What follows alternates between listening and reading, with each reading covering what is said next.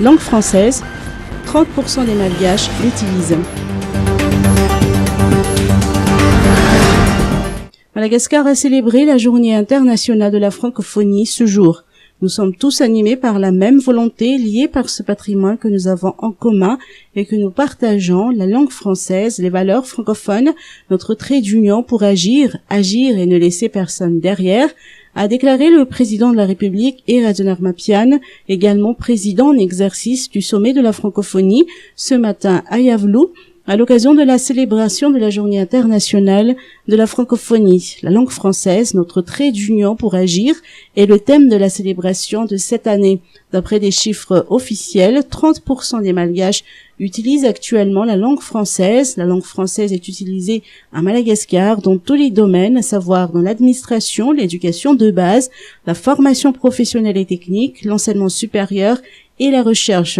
La secrétaire générale de l'Organisation internationale de la francophonie, Michaël Jean, dans un message vidéo qu'elle a envoyé, a fait appel à la solidarité des peuples des 84 pays membres pour agir ensemble contre les maux et les inégalités du monde, pour le partage d'expériences et le soutien mutuel aux causes singulières au global.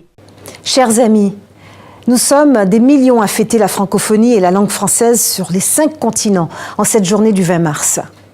Et le lien fort qui s'exprime entre nous, comme chaque année ce jour-là, prend en ce 20 mars 2016 une dimension symbolique et une urgence particulière. En effet, nombre de pays de l'espace francophone et tant d'autres sont depuis plusieurs mois touchés au cœur par des attentats terroristes lâches, cruels et meurtriers, perpétrés au nom d'une idéologie de la haine. La menace plane encore et toujours, mais à la stratégie de la terreur, les populations ont voulu partout répondre par le courage, par la volonté de se dresser fièrement et de célébrer la vie.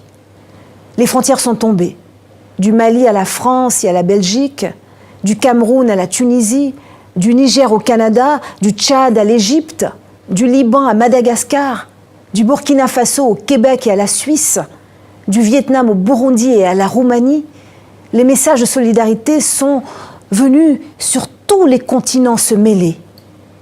Alors, saisissons l'occasion de ce 20 mars pour faire de notre langue commune une langue de résistance, en redonnant tout leur sens et tout leur pouvoir aux mots qui nous relient et qui nous unissent. Tous les mots nous parlent, mais certains plus que d'autres, parce qu'ils expriment l'essence profonde de la condition humaine. Liberté, égalité, solidarité, fraternité, diversité, universalité. Ces mots, écoutons-les résonner avec force. Ils disent, siècle après siècle, le triomphe de la lumière sur l'ombre, de l'esprit des lumières, de toutes nos lumières, sur l'obscurantisme et la barbarie. Ils disent notre égalité en dignité et en droit, des droits universels, inaliénables, indivisibles.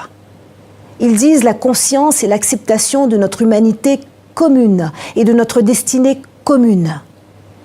Liberté, égalité, solidarité, fraternité, diversité, universalité. Ces mots, écrivons-les, dessinons-les, traçons-les dans des écritures et des caractères qui font pâlir le fanatisme et qui effacent la haine. Ces mots, revendiquons-les avec fierté, chantons-les sur tous les tons, scandons-les sans relâche. Ils disent notre volonté de faire reculer et de vaincre l'intolérable et l'inacceptable. Ils disent notre volonté de vivre libre, ensemble, pacifiquement, d'agir ensemble, solidairement, de penser l'avenir ensemble, fraternellement. Alors, en cette journée internationale de la francophonie, fêtons partout avec allégresse et une conviction renouvelée le pouvoir de notre langue commune, la langue française, et le pouvoir des mots.